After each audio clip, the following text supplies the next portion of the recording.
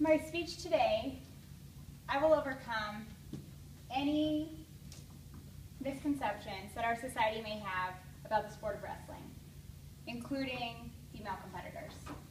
I will also share with you the positive social implication that this single sport can provide our community, not just our local community, but our global community. By the end of this speech, my hopes are that if you have children, each one of you will run out and want your child to be a part of the sport, and you will encourage others to do the same. I was recently invited to attend a women's leadership conference held by the National Wrestling Coaches Association to help grow and foster women's wrestling. It was there that I had the absolute pleasure of getting to hear Dr. Amanda Stanec speak. She has a background in physical education and sports psychology.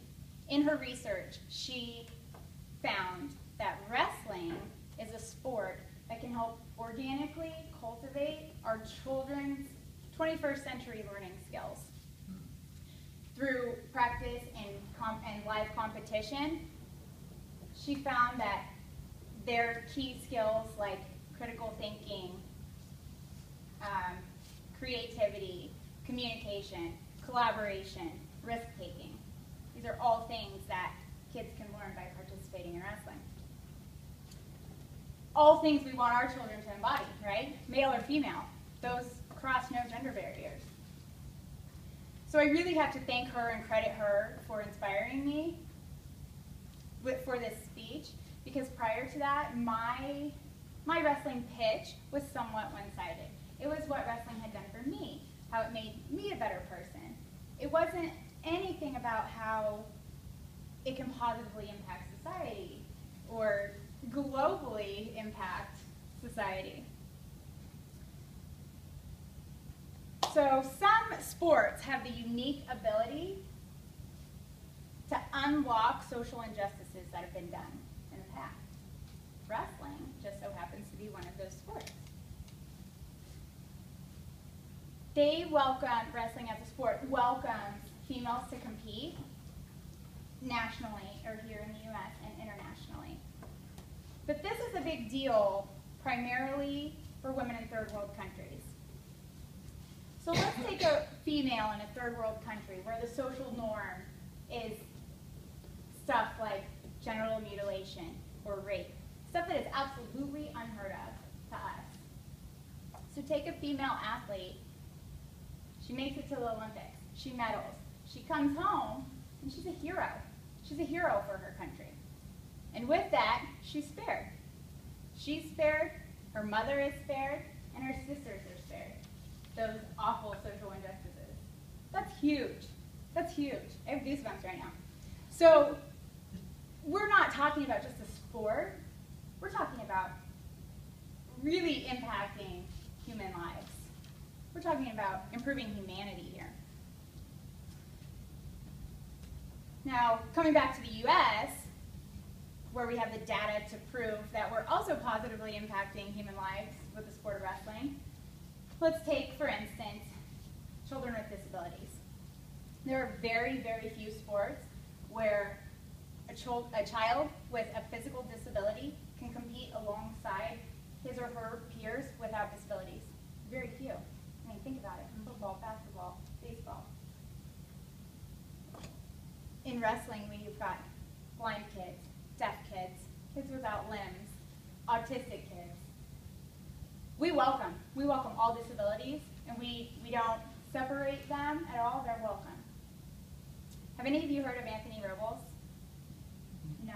Okay, I brought a picture, just because a picture is way better than 1,000 of my words. This is Anthony Robles. This is a black child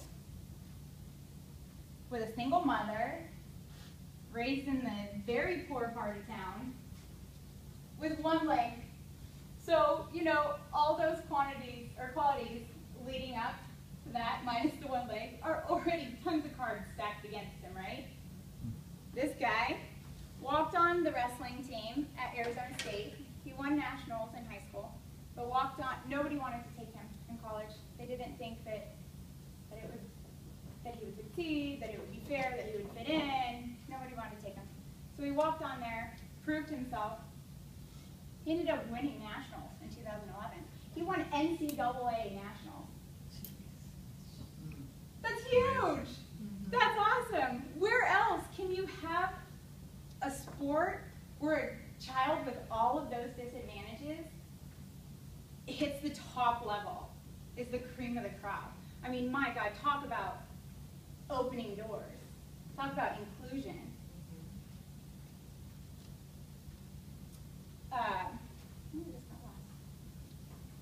Okay, Anthony Earl, he's one of my favorites. All right, so then on that topic, let's talk about another demographic that's positively impacted by wrestling. You also fit in that demographic, is kids in low socioeconomic families. Wrestling just so happens to be a sport that's really cheap. It's really cheap to participate. There isn't equipment that's cost prohibitive. There's not gym fees that are cost prohibitive. All you really need is a pair of shoes and a little bit of heart. That's all you need to do this sport. So you're looking at kids who, in this demographic, who don't typically get to participate in team sports, right? Because it's cost prohibitive. So these kids can participate in wrestling. They're not participating in team sports, let alone very much physical activity either. So in this group, they often suffer higher obesity rates than kids of higher income and lots of emotional health problems. Not to mention, very few of these kids would probably go to college just as their course through life. But if they wrestle and they do very well and they go to college, they have the opportunity to become first-generation college students. I'm happy to say I was one of those kids. I was raised by a single mom, and we would not have been able to afford college any other way. So I'm really, really proud to say that not only am I first generation, I went to college where they instituted the very first women's collegiate program in the country, and I graduated. But I also like to say that I'm really proud that I paved the way for the little girls today. So that's why I'm still heavily involved in the sport, is because I love to see the little girls in it today. So what I want you guys to take away from this is that wrestling is a sport that does not discriminate. And in our society today, there are so many discriminations for all sorts of things. But wrestling is a family and a community that doesn't discriminate, and that helps kids become their best. So that is why wrestling helps cultivate 21st century learning